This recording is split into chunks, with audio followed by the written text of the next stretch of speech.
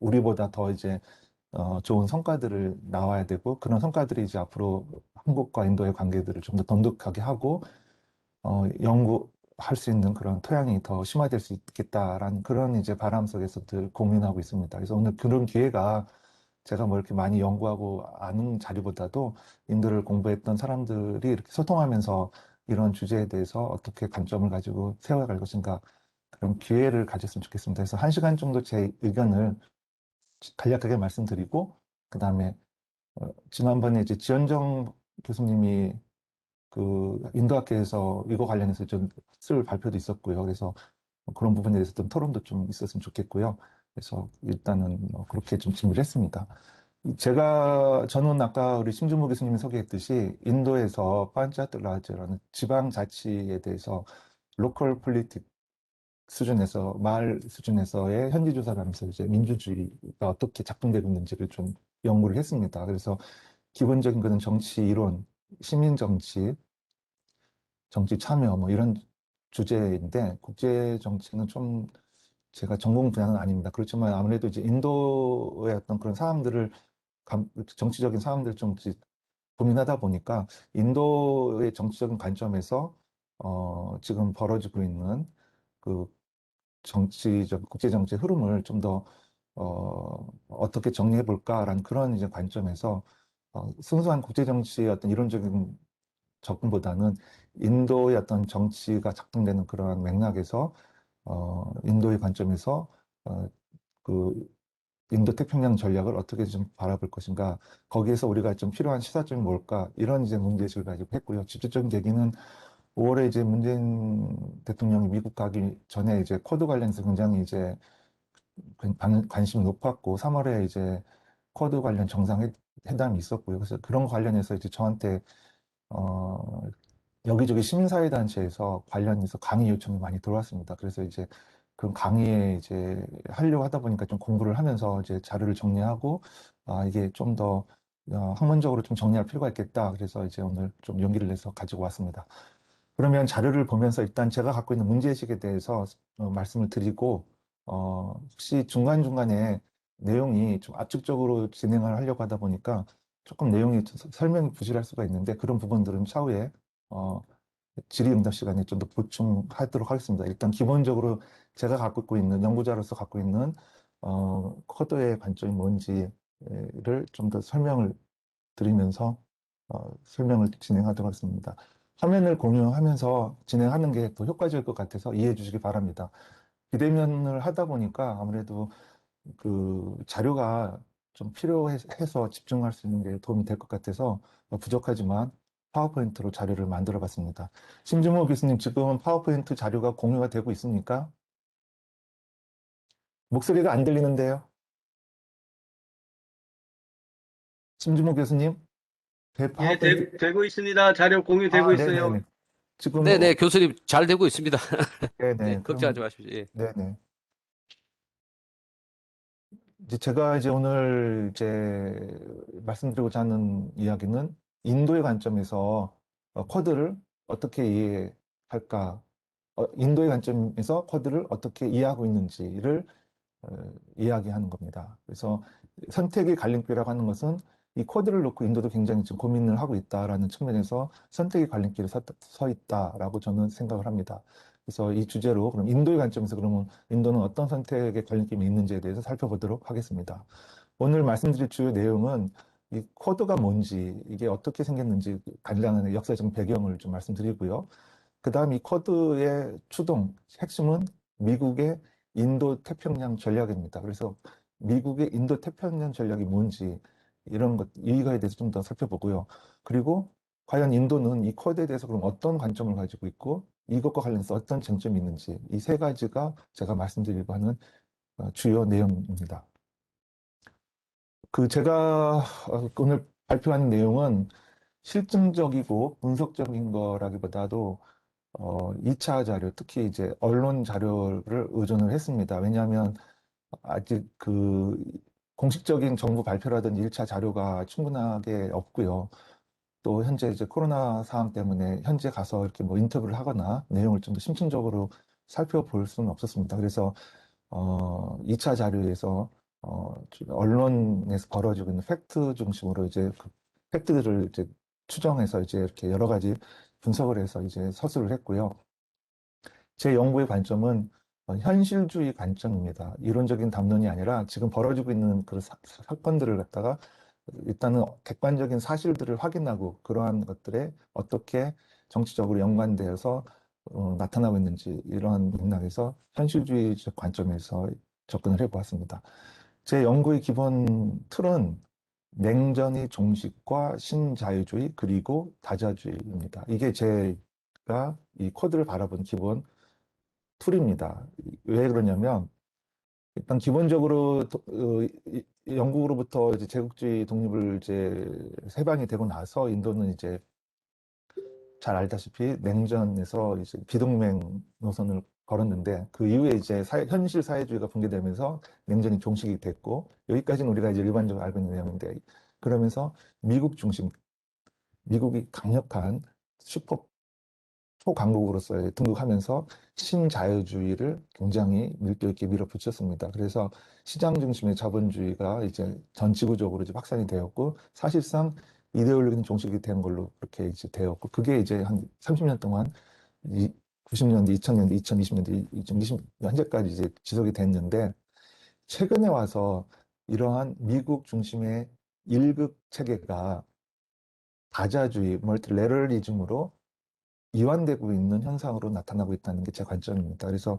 그러한 그 핵심이 뭐냐면 미국 패권의 약화입니다. 그래서 이런 결과적으로 미국 스스로가 어떤 국제 질서의 흐름을 패러다임을 바꾼 것이 아니라 미국에서의 패권이 약화가 결국은 이런 다자주의 어떤 그런 형성을 만들고 있다. 이런 흐름에서 인도 코드, 그 다음에 중국 코드, 한반도든지 이런 것들이 이제 규정이 돼야 된다라는 게 그래서 제 관점이라서 저는 앞으로 이제 국제 정세의 흐름은 냉전이 종식이 된 신자유주의에서 이제는 다자주의적인 흐름에서 여러 가지 현실주의적인 힘의 세력 관계가 충돌과 갈등, 균형이 이루어지지 않을까. 그 지점이 어떤 지점이 어, 되지 않을까라는 게 제 기본 관점입니다. 그리고 이제 이러한 다자주의를 이제 만드는 여러 가지 요인 중에 이제 있지만 결과적으로 미국의 경제 위기라고 할 수 있습니다. 미국이 이제 자본주의가 이제 독점 자본주의 체제에 들어서면서 굉장히 이제 이윤율이 하락되면서 시스템 자체가 굉장히 이제 어 어려워지는 그러니까 독점 이윤으로밖에 존재할 수밖에 없는 이러한 자본주의의 극단으로 이제 몰려 있고 이러한 것들이 여러 가지 이제 그 시장 그 어떤 제국주의적인 그런 양상으로 이제 하다 보니까 다른 나라들과의 어떤 갈등이 많이 나타나는 거고 이런 것들이 테러와의 전쟁이라든지 굉장히 충돌적인 형태로 이제 심화되고 있다는 거죠. 그래서 그런 것들이 결국은 미국 경제를 굉장히 압박을 하고 스스로 발목을 미국 내재적인 경제를 엄청난 군사비 어떤 그런 지출로다가 경제가 약화되면서 스스로가 이제 패권의 약화를 맞이하게 되었다는 것들이 2008년에 경제 위기, 또 최근에 이제 코로나 상황으로 벌어진 미국의 또 엄청난 경제 위기에서 올해 6조 달러를 갖다가 이제 예산을 편성해서 돈을 뿌린다는 거 아니겠습니까, 미국이? 그만큼 이제 돈을 찍어서 유지할 수밖에 없는 이런 심각한 경제 위기가 이제 미국의 패권이 약하다 이렇게 된 거고요. 그러한 지점에서 아프가니스탄 이슈, 미얀마 이슈, 코리안 페닌슐라 지금 한반도의 핵 문제죠. 그다음에 팔레스타인 문제가 이런 것들이 예전에는 미국이 강력한 힘으로 이제 조정하고 통제했었는데 미국 힘 자체가 약화되니까 이런 지역 이슈들이 튀어나오면서 지금 굉장히 이런 핫 이슈들이 어, 국제 정세를 갖다가 흔드는 그런 요인으로 지금 작용되고 있다. 그래서 이러한 갈등들을 이제는 미국이란 강력한 힘으로 해결할 수 없기 때문에 이런 여러 지역에서 나오는 어떤 갈등과 분쟁들이 결국은 다자주의적인 그런 관점에서 조정될 수밖에 없는 게 아닌가 이런 게 있어서 저는 앞으로 이제 국제정치 새로운 흐름은 다자주의 시대의 도래가 아닐까 이렇게 생각합니다. 그래서 이런 관점에서 인도에서의 쿼드도 분석하는 게 제 기본 관점입니다. 이제 시작에 앞서 최근에 이제 며칠 전이죠. 7월 2일 날 바그람 기지에서 미군이 철수했습니다. 이 기지가 여기 보면요. 끝에서 이 끝까지가 31km입니다. 31km면 웬만한 도시 지역이고 여기에 비행장이 두 개가 건설되어 있고요. 그다음에 이 안에 인구가 최고 많았을 때는 12만 명까지 상주했던 엄청난 그런 기지였습니다. 여기가 이제 미국이 테러와의 전쟁을 시작하면서 2002년도에 이제 처음 이제 중앙아시아에 들어가면서 어떤 이제 그런 기지인데 여기에서 7월 2일 날 미군이 철수했습니다. 이렇게 지도를 보면 알지만 바그란 기지는 이 카불 공항 국제공항에서 위쪽에 북쪽에 있는 그래서 중앙아시아의 전략적 교통의 요지였고 핵심 지역이었죠. 여기서 철수를 했는데 굉장히 망신을 당했습니다. 뭐냐면 이 외곽을 경배하고 있는 아프가니스탄 군에 통보도 하지 않고 밤에 몰래 전기를 끊고 도망가다시피 이제 철수를 하면서 국제적인 이제 조롱이 된 만큼 미국이 상당히 이렇게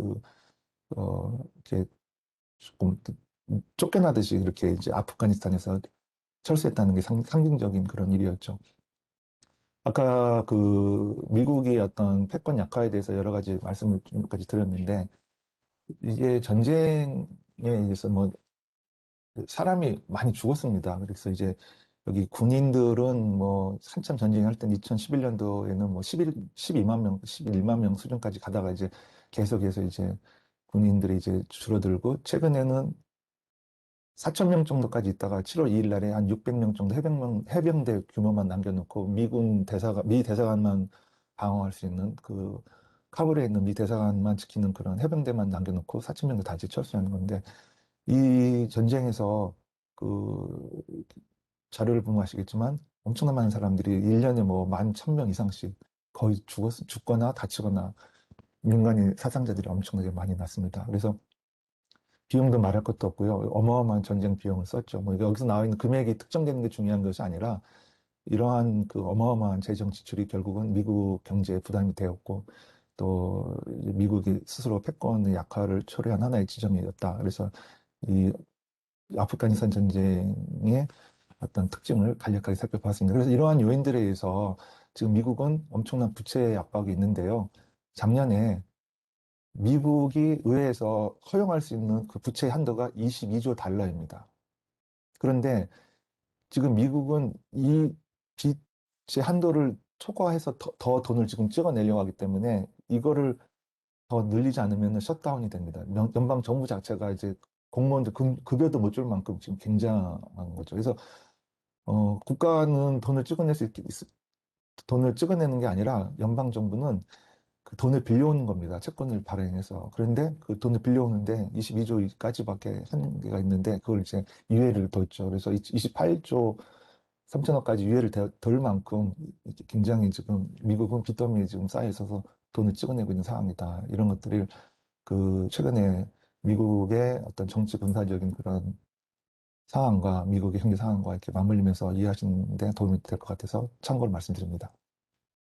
그래서 이제 지금부터 이제 본론에 들어가면 2021년 3월 12일에 첫 쿼드 정상회담을 했습니다. 근데 이제 이게 왜 의미가 있었냐면 원래 이 쿼드는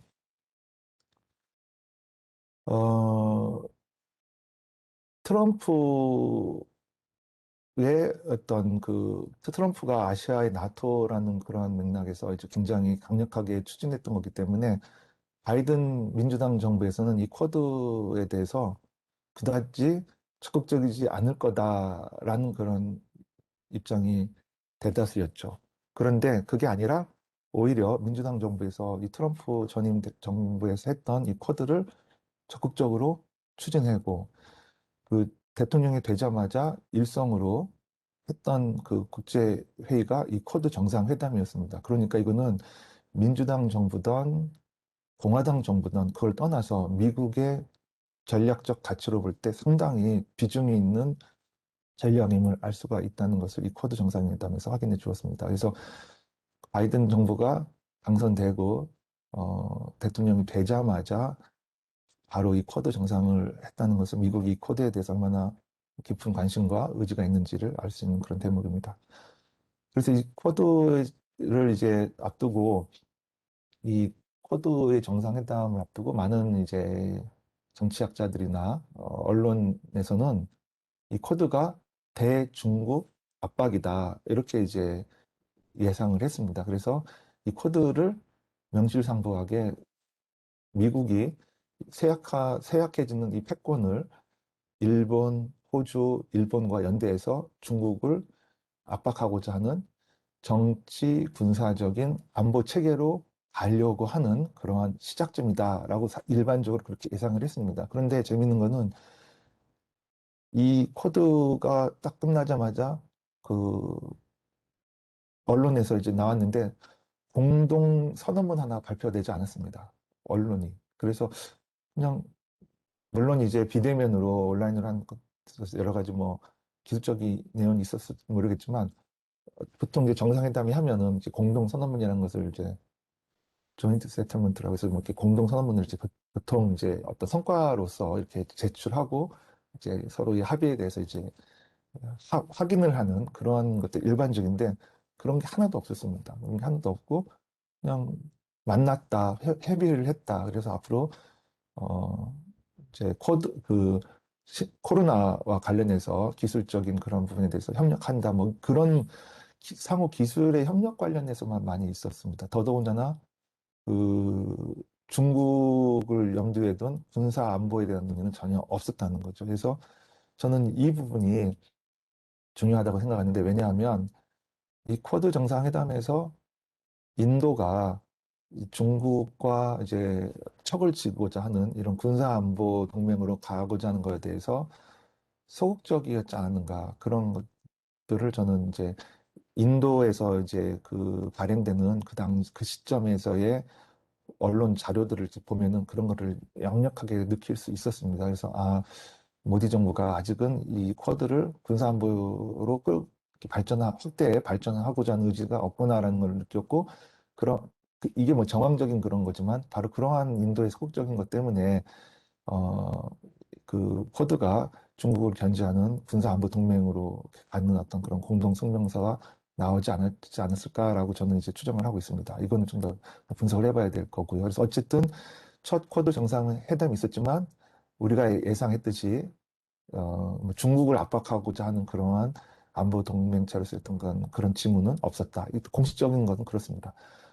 그런데 또 재밌는 거는 어떤 지점이냐면 5월 21일 날에 한미 정상회담을 앞두고 굉장히 이제 뭐 미국 국무부 장관, 그 다음에 국방부 장관, 뭐 이렇게 한국에 둘이 동시에 이제 일본을 거쳐서 다녀가기도 하고 뭐 그랬지만 이 쿼드에 대해서 특히 이 한미일 이 군사 협의에 대해서 굉장히 이제 압박을 하고 있다는 거죠. 그래서 어, 분명히 쿼드 정상회담에서는 이게 어떤 군사 안보 동맹에 대해서는 언급조차 안 돼 있었는데 미국은 직간접적으로 지금 한국의 쿼드 참여를 굉장히 바라고 있는 물론 이제 한미 동맹이라고 하는 그런 원론적인 입장에서 쿼드를 이야기하고 있지만 그 이면에는 좀 더 결국 한미 동맹을 강화하려면 좀 더 우리가 파트너십을 더 국제공조 차원에서 쿼드를 좀 더 적극적으로 왔으면 좋겠다라는 것이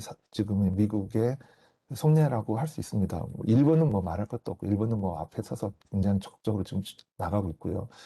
그래서 이제 그 결과가 5월 21일 날 한미 정상회담에서 무슨 얘기가 있었냐면 공동 성명서에 그 양국은 쿼드 등 개방적이고 투명하며 포용적인 지역 다자주의 중요성을 인식했다라고 대통령이 이제 인식을 했다는 건데 사실 대통령이 인식했다는 것은 그 국가의 외교 기조가 어디에 가 있는지 이제 알 수 있죠. 근데 사실은 이 부분은 그동안 문재인 정부가 신남방 정책을 이제 하면서 상당히 그 아세안 지역, 그다음에 뭐 인도와의 그런 관계 이런 것들을 이제 했기 때문에 이제 청와대나 외교부의 공식 입장은 이제 그런 연장성산에서 일반적인 이야기를 한 거다. 뭐 특별하게 뭐 쿼드를 염두에 두고 한 건 아니다. 원론적인 얘기를 했다라고 이렇게 뭐 큰 의미 부여를 하지 않는 상황이지만 그렇다면 굳이 뭐 쿼드 등뭐 그냥 뭐 아시아 지역에서 개방적이고 투명하고 그럼 이렇게 하면 되는 거지. 딱히 그냥 쿼드라는 이 단어를 특정해서 넣을 필요는 없는 거거든요. 그러니까 이 쿼드라는 단어를 넣는다는 것은 이제 그만큼 미국이 이 부분에 대해서 상당히 관심이 있었던 부분이고 또 우리는 우리대로 아직은 이제 쿼드를 어떻게 바라보고 참여를 할지 말지라든지 그런 전략적인 좀 평가를 하고 있는 거 아닌가 이렇게 생각이 듭니다. 그런데 중요한 거는 어, 쿼드 정상회담에서는 안보 군사 협력에까지는 논의 수준이 이렇게 올라가 있지 않지만 한국과 미국과의 관계에서는 이게 안보와 관련된 한미 군사 동맹과 관련돼서 이 쿼드가 이제 중요한 그 매개고리가 되어 있고 이 쿼드를 빌미로 해서 한미일 군사 그 상호 협력 관계 그 강화의 필요성이 이제 계속 이제 요구되고 있는 그런 상황이라는 거예요. 그래서 이런 이제 국내적인 관점과 또 실제 쿼드 정상회담 새 4개국의 그런 어떤 지점들, 관심사들에 대해서 말씀드렸습니다. 그럼 이제 간략하게 그 이제 쿼드가 뭔지에 대해서 그럼 이제 일단은 현안이 이제 그렇거나 그렇게 이제 진행되고 있다. 이제 뭐 이렇게 살펴보았고요. 쟁점이 뭐고 입장이 뭔지를 간략하게 살펴보았고요. 이 쿼드라고 하는 것은 네 개라고 하는 그런 거예요. 영어의 약자인데 네 개라고 하는 것은 미국, 일본, 호주, 인도입니다. 이걸 이제 네 개국에서 이제 쿼드다 이렇게 이제 말씀을 드리는 건데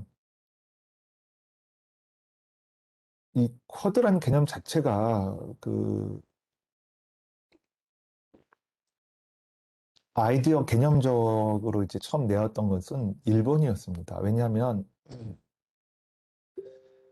일본 입장에서 이제 중국이 점점 커지고 일본이 이제 신미일 안보 조약을 1997년도인가 이제 맺고 그다음에 PKO라든지 그 해외 파병을 이제 양해를 받으면서 조금씩 이제 그 캄보디아라든지 동남아시아에서 이제 여러 가지 이제 이렇게 역할을 좀 슬금슬금 이제 높이고 하니까 중국이 슬금슬금 이제 견제를 하기 시작한 거죠. 그래서 일본은 이제 그 중국의 견제를 의식하지 않을 수 없는 건데, 이때 이제 일본 입장에서는 미국이 그 환태평양 경제 동반자 협정을 탈퇴했습니다. 그러니까 사실은 이 환태평양 동방 협정을 통해서 이게 이제 그 브라질, 뭐 이렇게 페루, 미국 이렇게 태평양 연안 국가 이렇게 해서 이제 알래스카라 해가지고 이렇게 일본으로 거의 연결된 이러한 나라들이 이제 환태평양 국가들이 서로 이렇게 쭉 자유무역을 해서 이제 잘 살자라는 건데 이제 그러면 이제 자연스럽게 일본은 이 환태평양 조약기구의 구성원이고 미국하고도 이제 그런 연결이 되기 때문에 당연히 이제 그 힘으로다가 이제 자기네들 안전판이 되고 이제 중국을 견제하고자 하는 이런 이제 전략적인 이해관계를 가지고 추진했던 건데 갑자기 여기서 이제 미국이 그 나간다고 하니까 상당히 이제 일본은 그 미국의 안보 공약에 대해서 이제 그 회의를 갖게 되고 뭔가 이제 고민을 하게 되면서 그래서 이제 적극적으로 이제 일본이 이때부터 이제 쿼드라는 개념을 이제 내세우면서 미국을 막 설득을 하기 시작합니다. 그래서 아시아에서의 어떤 그러면서 일본이 제안한 게 인도였죠. 그래서 미국을 이제 설득하면서 여기에 이제 인도를 좀 이제 끌어들이면서 이제 개념을 좀 확장시킨 건데 원래 그 말라바 해군 훈련이 매년 이제 실시되는데 이 훈련은 미국과 인도가 하는 연례 해군 훈련입니다. 해상 훈련인데 여기 아시다시피 92년도부터 이제 해왔는데 이게 뭐 그렇게 큰 의미 있는 건 아니고요. 뭐 그냥 양국 간의 친선 정도 수준에서 했던 그런 훈련인데 이 표를 보시면 아시겠지만 2007년도 아까 제가 아베가 이제 환태평양 저기 쿼드라는 그 개념을 처음으로 이제 제안하면서 황해의 자유를 얘기하면서 적극적으로 이제 이 개념을 이제 얘기했다고 했는데 이쯤에 이제 일본이 이제 인도하고 미국을 설득을 해서 이제 이제 그 말라바 해군 훈련에 이제 참여를 합니다. 근데 이게 이제 직접적으로 뭐 쿼드의 뭐 요체다 이런 건 아니고요. 어쨌든 어, 느슨한 연대 형태에서 그 인도, 싱가포르, 미국이 이제 이렇게 그 해군 훈련을 했던 건데 싱가포르 말라카 해협은 굉장히 그 중요한 길목이거든요. 그리고 또 벵골만이라든지 인도양도 이제 중요한 거 이렇게 연결돼 있기 때문에 그런 전략적인 상호 정보 교류라든지 호환성을 위해서 했던 그 정도의 연례적인 군사 훈련이었는데 이제 여기에 이제 일본이 이 쿼드라는 개념을 가지고 적극적으로 개입하면서 이제 군사적인 훈련까지도 이제 확장되면서 조금씩 그 쿼드라는 개념이 그 군사적인 안보 전략으로까지 발전하는 하나의 어떤 요소가 되었다. 이렇게 볼 수 있습니다. 그래서 이러한 이제 일본은 당연히 이 얘기는 뭐냐면 일본은 이렇게 쿼드가 군사 안보의 어떤 협력체로 가야 된다는 명확한 목표를 가지고 있다는 거죠. 어, 중국을 견제하기 위해서. 그리고 처음에 미국도 이제 미국은 뭐 전혀 이제 그런 고민을 하지 않았던 거죠. 그냥 인도라고 하는 대국으로서의 어떤 그런 세력 균형, 서로의 힘을 좀 확인하고 체크하는 관계에서의 미국과 인도의 해상 훈련 정도를 생각했던 그런 거였지. 이걸 인도와의 어떤 그런 군사안보로 생각하는 건 아니었던 건데, 미국의 어떤 군사 전략에 이제 변화가 나타나기 시작합니다. 어, 이제 아시아로의 회귀라고 해서 굉장히 이제 오바마 정부 때 미국의 군사 전략이 근본적으로 이제 바뀌게 되는데요. 원래 미국의 그 1991년도 그 이라크 전쟁이 일어날 때만 해도 미국은 세계 최강의 현실 사회주의, 소련이 붕괴로 이제 정말 유일하게 누구도 넘을 수 없는 그런 국가이기 때문에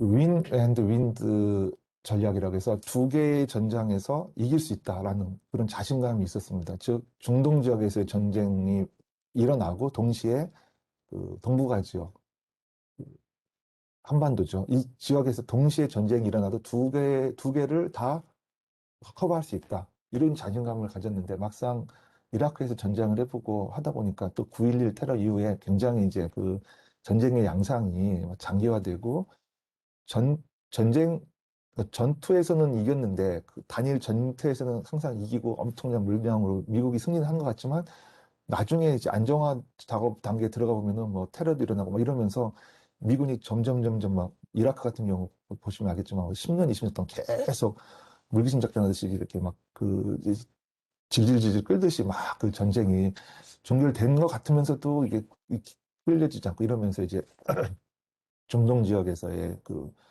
정세가 굉장히 복잡해지죠. 그래서 그러한 이제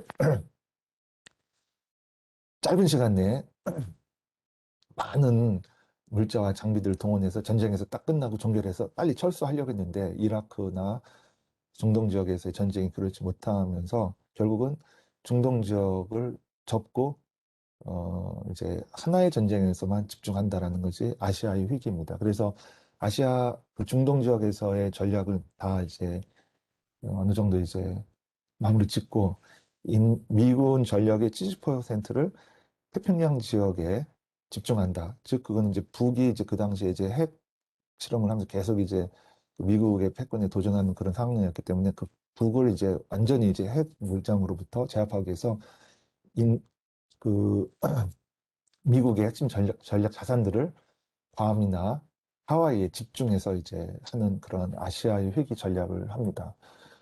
이렇게 되다 보니까 미국 입장에서는 이 태평양 지역이 굉장히 전략적으로 이제 중요할 수밖에 없었던 거고요. 그래서 원래 칠함대, 지금 하와이에 있는 칠함대를 태평양 함대를 인도 태평양 함대로 바꿉니다. 그래서 그 2018년도에 이제 태평양 사령부를 인도 태평양 사령부로 개편을 하고 2019년도에 인도 태평양 전략 보고서를 이제 공식적으로 이제 발표를 합니다. 이 인도 태평양 전략 보고서의 핵심이 뭐냐면 그 물론 이거 똑같은 얘기 아까 일본이 자유로운 황해 개념을 가지고 이제 어떤 아이디어를 계속 개발했다고 했는데 똑같이 이걸 이제 받아들입니다. 그래서 인도 태평양 전략의 핵심 가치는 자유로운 항해입니다. 그러니까 누구든지 다 이렇게 공해상에서 자유롭게 왔다 갔다 이제 왔다 갔다 해야 된다는 건데 이건 말이 자유롭게 개방된 뭐 항해라고 하는 거지. 이건 사실은 그 대만 해협을 둘러싼 그 지역을 얘기하는 거거든요. 그러니까 이제 그 이 사실상 대만을 중국은 대만을 지금 홍콩처럼 보고 있는 거예요. 뭐냐면 사회주의 혁명을 통해서 이제 중화인민공화국이 건설됐지만 홍콩은 자치를 두고 150년 동안 통치력에 내버려 뒀거든요. 그리고 나서 97년도인가에 그때 이제 영국으로부터 이제 받았거든요. 시간이 지나니까 그러니까 중국은 100년, 200년을 보는 거죠. 마찬가지로 대만도 이미 대만은 국가가 아니라 이미 중국 땅이라고 보는 겁니다. 그래서 하나의 중국을 계속 그 강조하고 있고 이미 이제 국가는 하나인데 홍콩처럼 대만도 그냥 자치정부 수준에서 그냥 이렇게 모른 척하게 있는 거고 이제 뭐 그러는 거죠. 그렇기 때문에 사실은 중국 입장에서는 이 대만 해협이 중국의 주권이 영향력을 미치는 관할권이 있는 해상 지역이라는 거예요. 공해상이 아닌 거죠. 그렇기 때문에 언제든지 중국 입장에서는 그 대만 해협을 이렇게 통제하고 관리할 수 있는 그런 주권 국가로서의 어떤 권한이 있다 이런 입장이고 일본이나 미국 입장에서는 대만은 엄연히 독립국가이기 때문에 그건 중국의 주권이 어, 영향력이 미칠 수 없는 거기 때문에 언제든지 이제 대만이라고 하는 나라하고 이제 합의가 되면 언제든지 이제 자유롭게 항해할 수 있는 건데 지금 현실적으로 그 좀 많이 불편하죠. 그러니까 이제 그런 부분에 대해서 이제 자유롭지 못하다. 그래서 이제 자유롭게 항해를 해야 된다. 이런 부분이 이제 연결돼 있고요. 이게 이제 인도 태평양 전략의 기본 이제 핵심 고리라고 할 수 있습니다. 그러니까 결국은 인도 태평양 전략에서 얘기하는 자유롭고 개방된 항해의 자유라고 하는 것은 그 대만 해협을 둘러싼 그 다음에 이제 말레카 해협까지 연결된 이러한 해상 루트들에 대한 미국 입장에서의 자유로운 접근인데 이게 사실은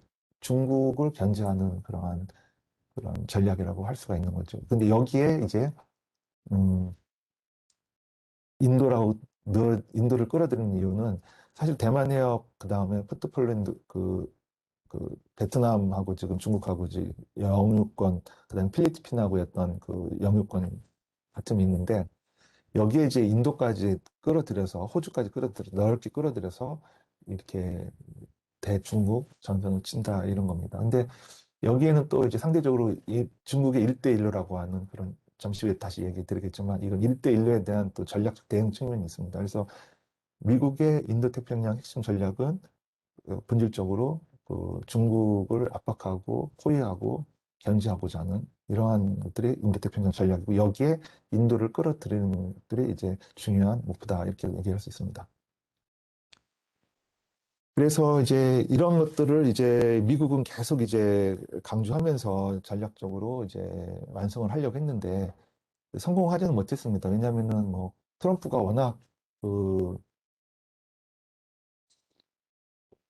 뭐라고 해야 될까 즉흥적인 사람이었기 때문에 치밀한 외교 전략도 없었을 뿐더러 다른 정치적인 이유가 있었지만 인도하고 좀 잠시 후에 또 얘기하겠지만 좀 인도를 무시하고 깔보는 그런 경향이 있어서 그런 부분이 있었지만 어쨌든 트럼프는 뜬금없이 그런 이제 미국의 입장을 반영하기 위해서 아시아의 나토를 만들겠다. 이 쿼드를 아시아의 나토로 만들겠다라고 공언을 했습니다. 그래서 실질적으로 이걸 이제 군사안보 기구를 만들려고 굉장한 노력을 했고 2020년 9월 6일에 이제 미국, 인도, 일본, 호주 외무부 장관까지 만들어서 구체적인 이제 로드맵까지 이제 만들어 가고 뭐 그렇게 됐던 거죠.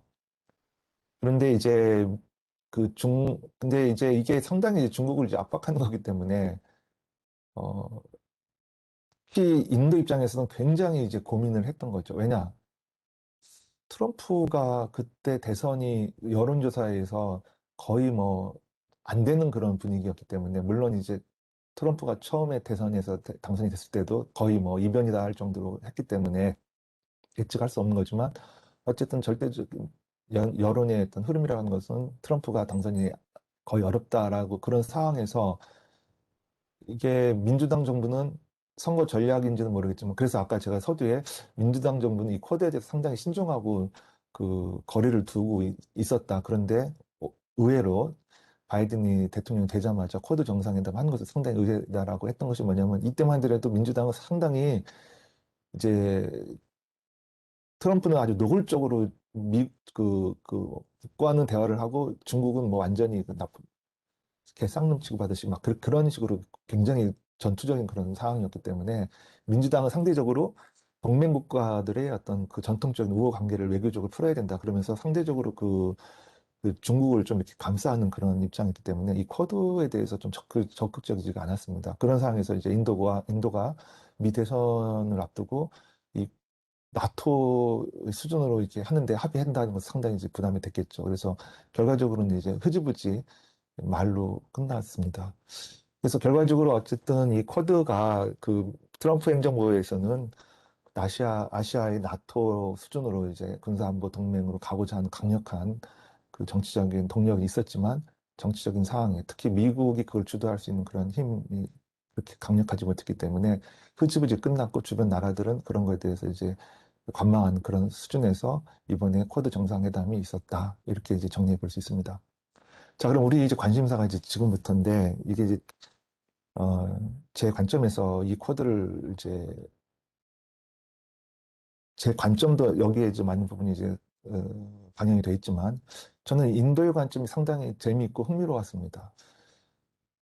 이게 인도가 보는 미국은 상당히 이게 좀 단편적인 에피소드 같은 이야기지만 이게 단적으로 이런 걸 보여준 거예요. 뭐냐면 2016년도에 오바마 대통령이 이제 재선을 앞두고 그 기후 협약 지금 뭐 북극에서 막 기후가 막 그 온난화 때문에 막 그 빙하가 녹고 이러면서 이제 막 수위가 올라가고 이러면서 이제 막 그때 2004년도인가에 뭐 쓰나미도 일어나고 뭐 여러 가지 뭐 기후 문제 때문에 얘기를 하면서 이제 이런 문제들이 이제 많이 나오고 있는데요. 어쨌든 이 기후 협약에 대해서 이제 굉장히 이제 모디 정부를 이렇게 인센티브를 많이 줬습니다. 너 여기 들어오면 우리가 매년 1,000억 달러를 지원해줄게. 인도로서는 굉장한 파격적인 제안이죠. 그래서 이 모디 정부가 이 말을 믿고 가입을 했습니다. 근데 정작 트럼프가 대통령이 되자마자 미국은 이 기후 협약을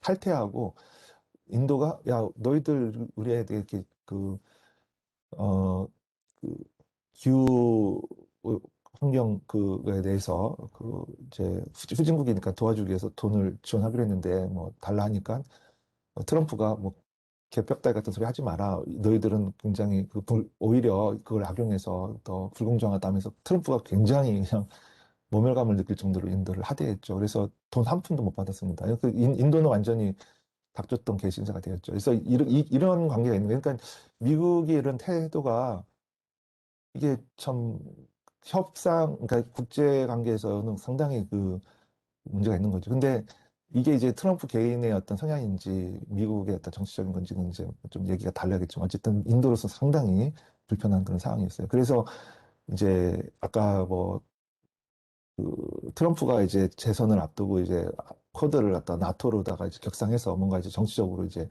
선거 공약으로 활용하려고 굉장히 이제 공을 들여서 막 국방부 장관도 막 인도를 보내고 해서 막 설득하려고 했는데 폼페이오까지 와서 막 그 인도를 설득하려고 했는데 이 당시에 인도의 여론은 바로 앞에 그 사항을 얘기하면서 굉장히 싸늘했습니다. 그래서 인도가 이건 인도 정부 입장이 아니라 인도의 여론이 굉장히 이 폼페이오 국무장관의 그 인도 방문에 대해서 반대하는 그런 여론이 굉장히 강했습니다. 그래서 뭐 모디가 그런 여론의 등에 업고 뭐 그렇게 했는지 아니면 모르겠지만 어쨌든 일반적인 인도의 분위기는 이런 어떤 그 강한 거부감이 있었던 거고요. 또 모디도 어, 나름대로 정치적 판단을 해서 이때 그 아시아의 나토로 그 발전하고자 하는 그 미국의 요구를 이제 거부했던 거죠. 이런 어떤 긴장 관계가 있다. 근데 이제 그러함에도 불구하고 인도는 여전히 이 쿼드에 대해서 지대한 관심이 있습니다. 인도가 이 쿼드에 관심을 갖는 가장 큰 이유는 첫째, 중국과의 국경 분쟁입니다. 그래서 이 중국과의 국경 분쟁이 중요한 게 아니라 1962년도에 이제 중국하고 이제 전쟁을 하면서 인도가 엄청나게 대패를 그러니까 완전 뭐 쪽팔리듯이 완전히 그냥 그 쫓겨나다시피 막 밀려났었거든요. 처음에는 그 원래 이제 네로하고 모티콘 관계는 좀 좋았는데 뭐 이래저래 이제 티벳이 이제 그 티벳 왕국이 이제 중화인민공화국으로 이제 개편되면서 거기에 이제 국경 문제가 이제 명료하지 않았는데 서로가 이제 그 양해하면서 뭐 이렇게 같이 잘 의논해서 지내자 해서 잘 좋게 좋게 지냈는데 이게 점점 악화가 돼서 이제 첨예하게 되자 이제 그 뭐야, 협상이 결렬되고, 자꾸 이제 인도가 자꾸 이제 막 자기네 땅이라고 이제 조금씩 이제 그 군사 시설물들한테 중국 쪽으로 이제 들어오니까 이제 중국이 경고를 무시하고 이제 하니까 이제 한번 본때를 보여주려고 이제 중국이 이제 확 이제 정규군을 내려보내서 RCM 지역까지 확 밀고 내려갔죠.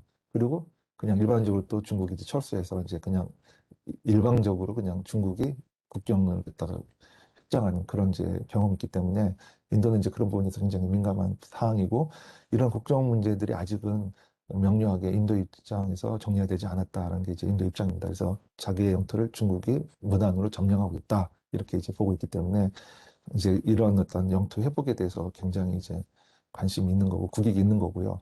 그렇게 그런 관점에서 중국과는 굉장히 정치 군사적으로 긴장 관계가 있는 그래서 인도 입장에서는 중국을 견제하고 그 세력 균형을 맞춰야 되는 이런 그런 관계가 있는 거죠. 그래서 중국을 견제하기 위해서 인도는 미국의 어떤 힘을 빌어서 중국을 견제하고자 하는 그런 동인이 있는 거죠.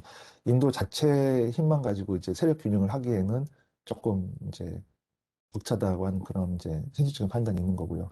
근데 여기서 잠깐 부연하자면 그럼에도 불구하고 또 인도는 비동맹의 어떤 그런 외교적인 자산이 있기 때문에 브릭스 또 그다음에 상하이 협력 기구라고 하는 이런 연대체를 통해서 중국, 러시아, 인도 이런 나라들과 또 약간의 그또 관계를 또 맺고 있습니다. 그러니까 좀 약간의 좀 독한 지점이 있어요. 그래서 중국을 견제하고자 하는 것도 있지만 또 그렇다고 또 중국과 어떤 적대 관계가 있지 않은 이런 어떤 약간의 그런 전략적인 행보를 갖고 있다는 거고요. 두 번째가 인도가 이제 쿼드를 실질적으로 이제 관심을 갖고 참여하고자 하는 핵심 이유입니다. 이제 첫 번째는 이제 뭐 그런 일반적인 또 국가 간의 관계에서 이제 벌어지는 일이라고 세력 관계에서 벌어지는 일이라고 할 수 있고요. 두 번째가 이제 실질적인 이제 실익과 관련된 부분인데 여기 다음 페이지 보면 이제 여기 1대1로 하고 인도의 전략적 대응이 있는데 그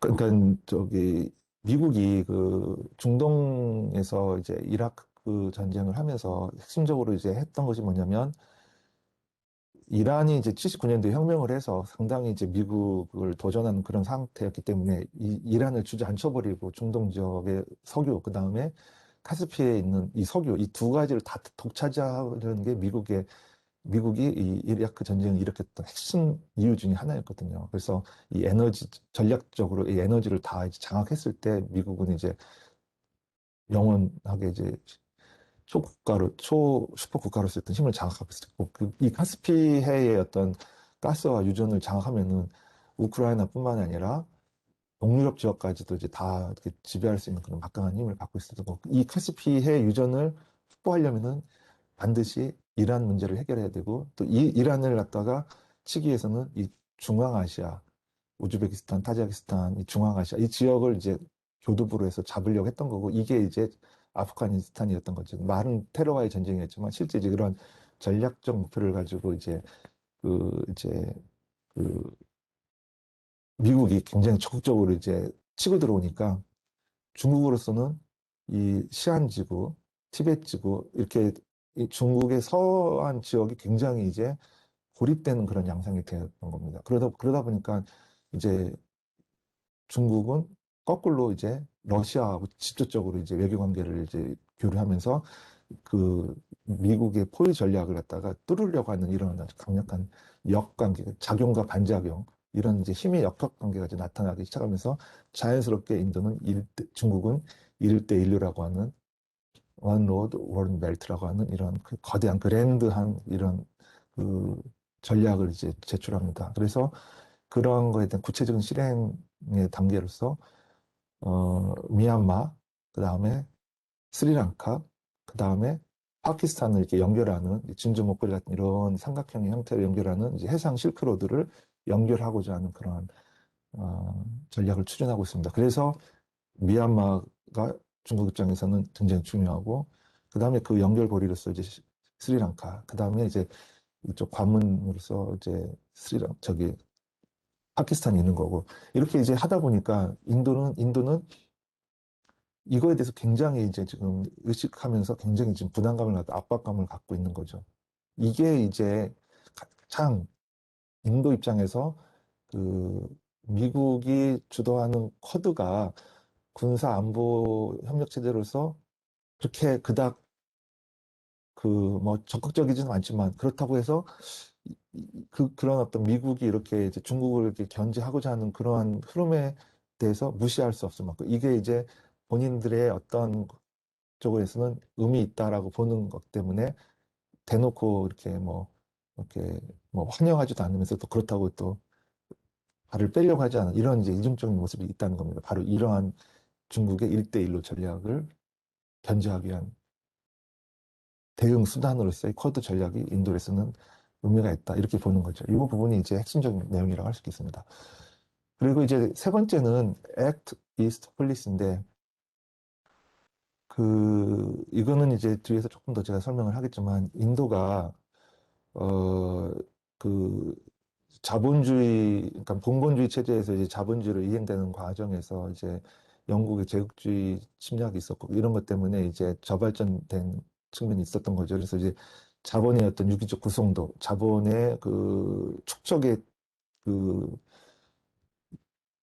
강도, 이런 것들이 굉장히 지금 그 지체돼 있다가 이게 이제 어느 정도 이제 생산력이 이제 높아지면서 자본의 이윤의 어떤 그런 활동이 활발해지면서 점점 더 이제 그 자본의 축적 수준이 더 높아집니다. 왜냐하면 그 경쟁이 되기 때문에 인도라는 그 단일한 자본주의 국가만 있는 것이 아니라 세계 시장이라든지 여러 가지 그런 자본주의 진영과의 또 그런 계급, 그 자본 진영대의 어떤 그런 경쟁 관계이기 때문에 그런 것들을 또 극복하기 위해서는 인도도 굉장한 그 자본이 고도화가 필요한 거죠. 그래서 인도는 이제 빨리 좀 자본주의를 좀 더 성공적으로 속도감 있게 좀 발전시켜야 된다는 거. 두 번째는 이제 그렇게 하려면은 그 부족한 이 자본을 갖다가 어디서부턴가 이제 충원을 와야 되는 그런 측면이 있는 거죠. 이게 이제 인도가 동부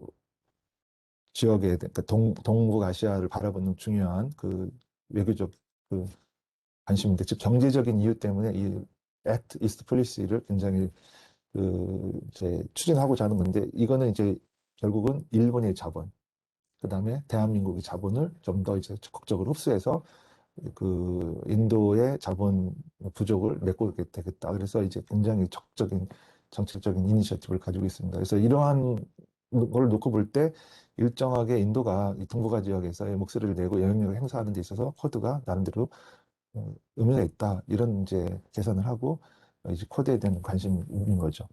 그래서 미국의 그 전략적 관점과 인도의 어떤 전략적 관점이 서로 필요에 의해서 중첩되는 부분도 있고 또 다른 부분도 있는 거죠. 그러니까 인도는 자기의 어떤 부족한 자본을 동북 지역에서, 그러니까 일본이나 한국으로부터 좀 적극적으로 이제 수혈하기 위해서 어떤 그 정치적인 영향력을 좀 갖기 위해서 쿼드를 얘기하는 건데, 미국은 실질적으로 중국을 압박하는 어떤 정치 군사적인 어떤 안보 체계에 대한 이윤이 더 크다는 거죠. 이게 이익 자체가 좀 다르다는 겁니다.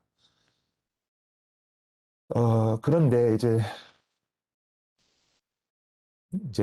이게 이제 서로가 이제 뭐 바라보는 이익의 관점이 비슷할 수 있지만 또 이제 약간의 결이 다른 것도 있지만 어쨌든 그래도 서로가 이익이 되니까 이제 같이 갈 수도 있는 건데, 이게 군사 안보 동맹체로 가겠는가가 이제 핵심 질문입니다.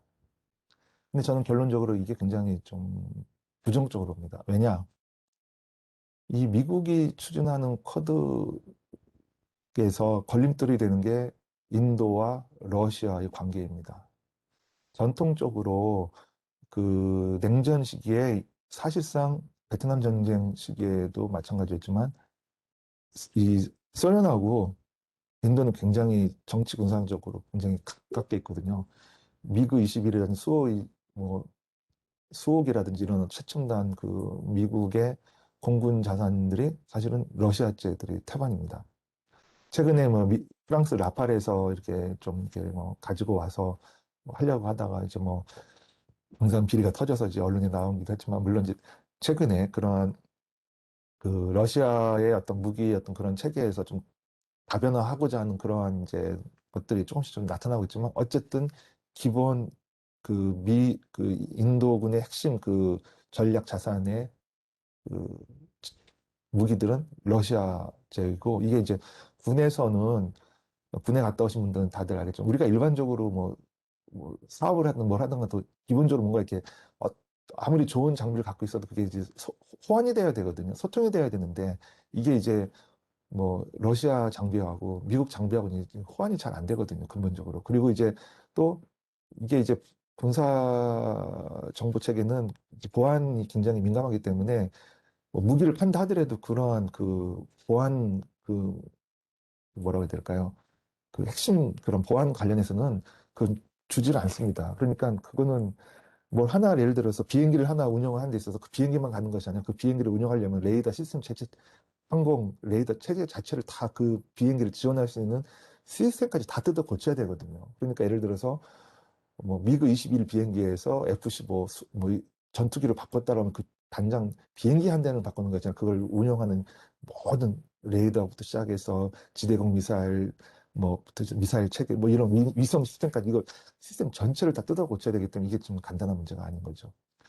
근데 어쨌든 이제 그런 과정에서 미국은 상당히 이제 인도의 그 어떤 그 군사 장비를 그러니까 수출을 하는 데 있어서 음 그러니까 이런 거예요. 우리가 토너를 이제 살 때 그냥 토너를 주고 돈을 사면은 이제 토너를 통째로 가까우고 그 토너가 다 쓰면 그 팩 다 쓴 토너를 그냥 반납하고 다시 또 이렇게 토너를 또 사오는데 비싸지 않습니까? 근데 이제 그걸 이제 토너를 분해해서 그 토너 가루를 넣어서 이렇게 재생을 하면은 가격도 싸고 이렇게 되는 거죠. 그럼 뜯어보아야 되는데 이제 이런 걸 못하게 하는 거죠. 미국 장비들은 근본적으로 실을 딱 해놔가지고 그걸 뜯는 순간 그 자체가 이제 계약 위반이 되고 엄청난 이제 배상을 해야 되기 때문에 그 패키지로 그냥 이렇게 바꾸는 형식으로 무기를 판매하기 때문에 그, 그 생산 면회하는 그런 기회가 적습니다. 근데 러시아는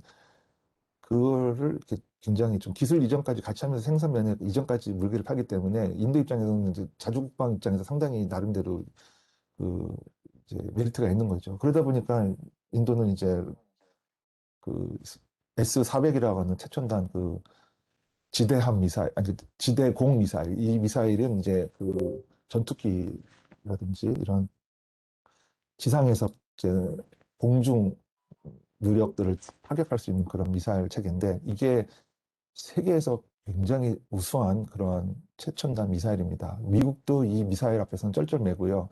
이 S-400 미사일이 시리아에 전진 배치된 순간 미국의 전투기들이 다 떨어지거든요. 그러니까 이제 시리아가 저렇게 이제 버티고 있는 게 러시아에서 버텨주고 있기 때문에 러시아에서 이러한 그 항공망을 갖다가 지켜내고 있으니까 미국이 함부로 지금 시리아에 가서 폭격을 못하고 있는 상황이거든요. 이렇게 이제 강력한 미국으로서도 굉장히 이 S-400이 골치 아픈 무기인데 이거를 인도가 이제 러시아에서 수입을 했으니 난리가 났겠죠. 그래서 당연히 지금 현재 인도는 미국의 제재 대상 국가입니다.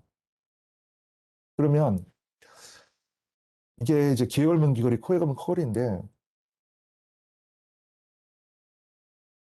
평상시에는 뭐 그렇게 별 문제 없이 가다가 어느 순간 되면 갑자기 이 제재를 명분으로 문제가 되는 거예요. 제가 지난주에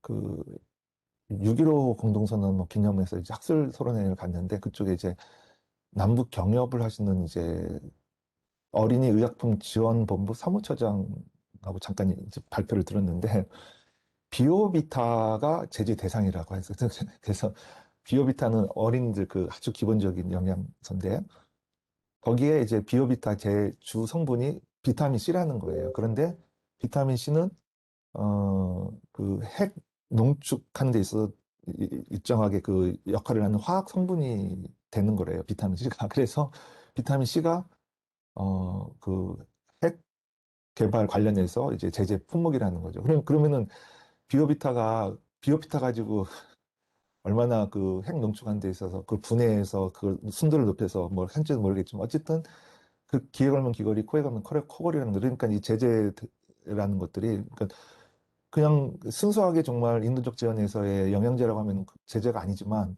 그냥 누군가가 이거 비타민, 그러니까 성분명만 가지고 이거 비타민 C고 이거는 제재다라고 딱 하는 순간 또 그렇게 또 걸릴 수 있는 이런 어떤 굉장히 이중성이 있다 보니까 그러니까 어떤 때는 그냥 그 어린 의약품이 이렇게 잘 이렇게 전달이 되다가 만약에 이제 남북 관계라든지 미국과 북과의 관계가 굉장히 좀 복잡해지면은 그걸 근거로 이제 민간 단체는 매년 해왔기 때문에 이렇게 이제 어린이 의약품을 보내려고 했는데 그걸 가지고 이제 이거는 비타민 C니까 제재다 해서 막는다는 거죠. 그러니까 이게 말이 그 인도적 지원이지 사실은 굉장히 이제 정치적으로 이게 줬다 보낼 수 있고 아니고 이게 막 굉장히 막 불확실하다는 거예요. 남북의 어떤 그런 교류 사업 자체가. 그래서 이런 것들이 오히려 불신을 오히려 만들어서 남북 교류가 더 악화되고 있다. 뭐 이런 이제 경험담을 얘기하셨는데 어쨌든 지금 미국이 인도를 대상으로 제재 국가이기 때문에 상황이 좋다가도 이걸 근거로 이제 언제든지 미국은 인도를 제재할 수 있는 그런 상황이기 때문에 인도로서는 굉장히 이제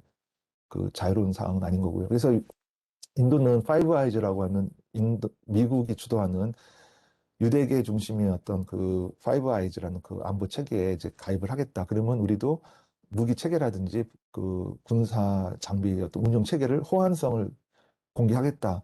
그 대신 우리도 그런 파이브 아이즈에 가입을 시켜달라는 게 지금 인도의 입장입니다. 그런데 미국 입장은 택도 없는 얘기인 거죠.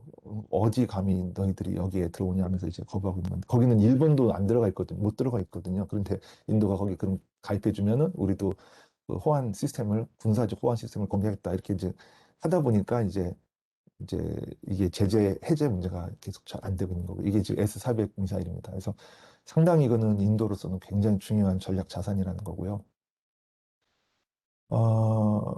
이제 그래서 이제 시간이 좀 많이 흘렀는데요. 이제 좀 예정된 이제 한 시간이 거의 다 돼서 좀 마무리를 이제 하겠습니다. 그래서 핵 전략 국가로서 북의 이상과 미국 패권의 몰락 그리고 인도의 고민인데 이 인도의 고민이 뭐냐 그럼 실질적으로 이게 뭐냐면 지금 명확하게 인도가 이 코드를 군사안보 협력의 어떤 그런 위상에 걸맞게 갈지 아니면은 그냥 뭐 적절하게 이번에 첫 정상회담 하듯이 그냥 물타기를 하듯이 그냥 어정쩡 갈지 이거는 좀 더 지켜봐야 되겠지만 제가 볼 때 적어도 저는 인도가 미국은 당연히 이거를 군사안보 협력 기구로서 발전하고자 하는 정치적인 의지와 전략적인 목표가 명확합니다. 그래서 이건 당연히 미국 입장에서는 그렇게 갈 거고요.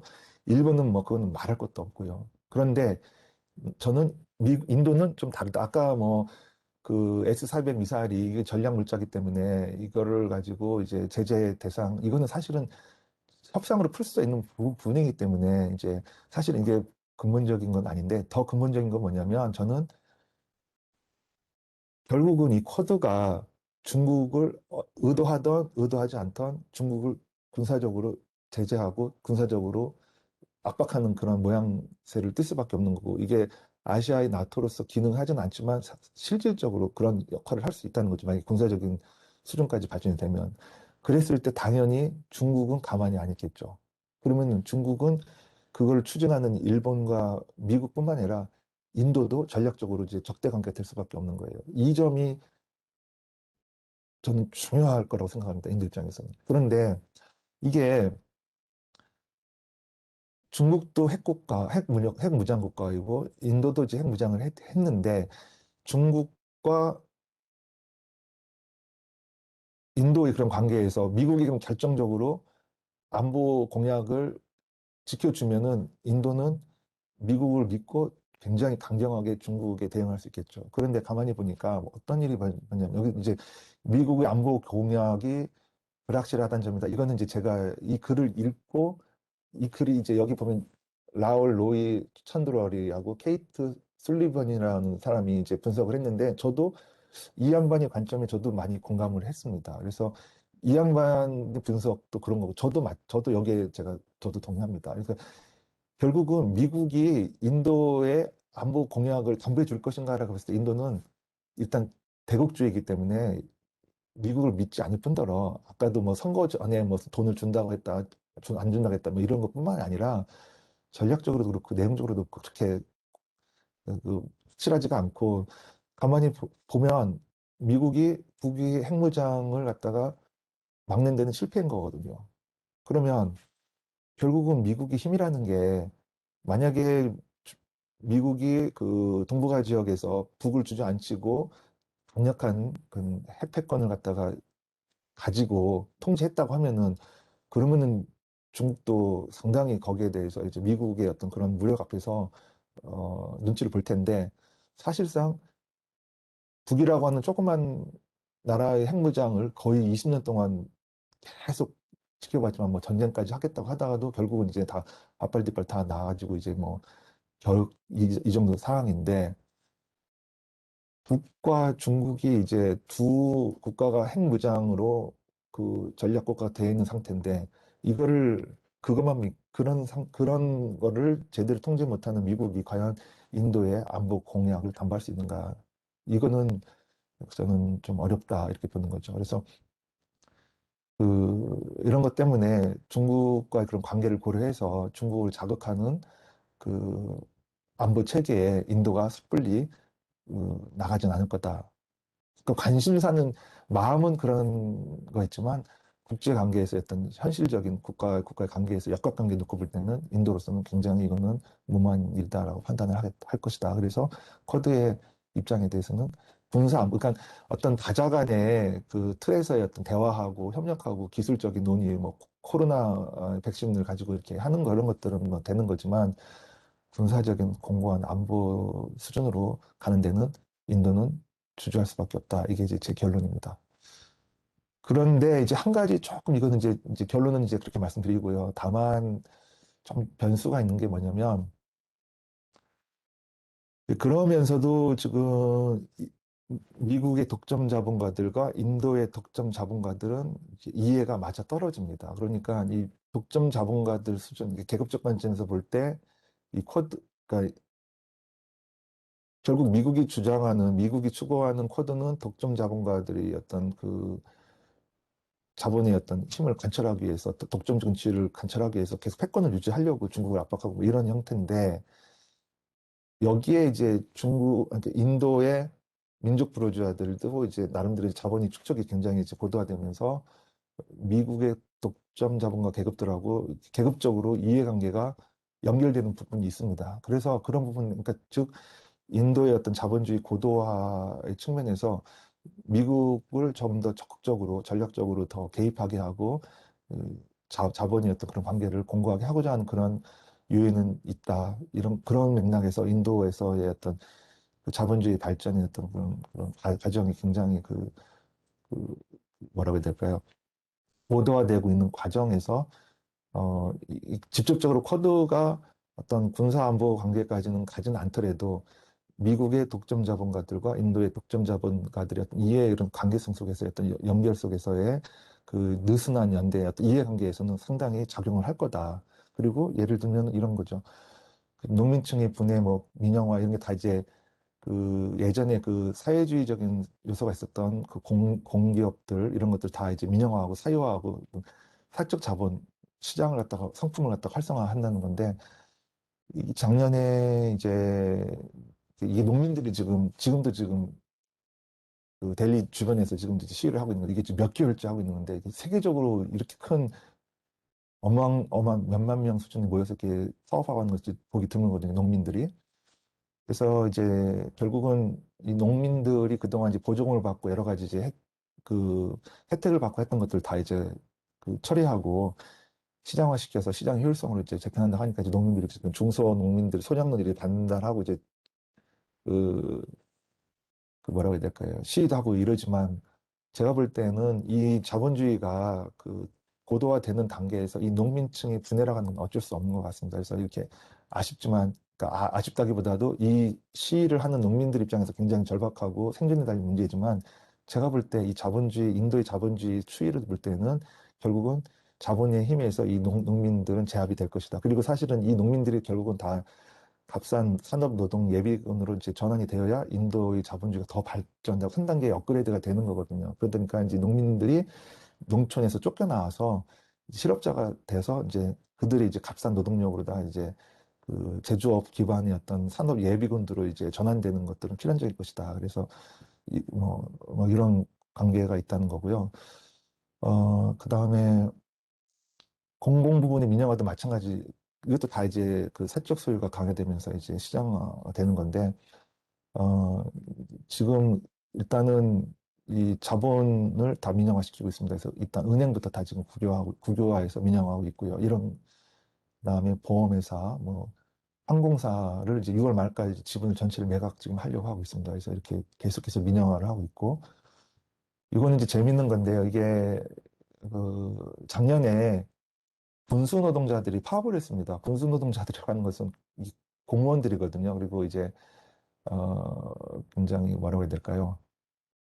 한국에서는 좀 상상하기 좀 어려운 일인데, 인도는 이제 그 국방부 산하에 군수공장위원회라는 게 있더라고요. 그리고 거기에 41의 그 공장들이 이제 해서 인도의 모든 그 군수산업 물자들, 무기부터 시작해서 이런 걸 다 이제 공급을 하는데, 이게 이제 영국 동인도 회사에서 처음에 이제 총을 만드는 그 회사를 시작했어요. 1803년도인가 이렇게 시작이 되다가 독립이 되면서 인도 정부 국방부로 이제 배속이 됐고, 그게 이제 발전이 된 건데, 이거를 이제 민영화하겠다는 거예요. 그래서 이제 2018년도에 그 발표를 하고 했더니 이제 아까 같이 이렇게 파업을 했던 건데, 그래서 이 파업의 여파로 이제 그 민영화를 이제 그 멈췄는데, 그때 어떤 일이 있었냐면, 아마 관심 있는 분은 다 아시겠지만 그 국경 지역에서 갈라완이라고 하는 그 저기 그 잠무 카시미르 그쪽 티베트 그쪽 지역에 이제 국경 지역인데,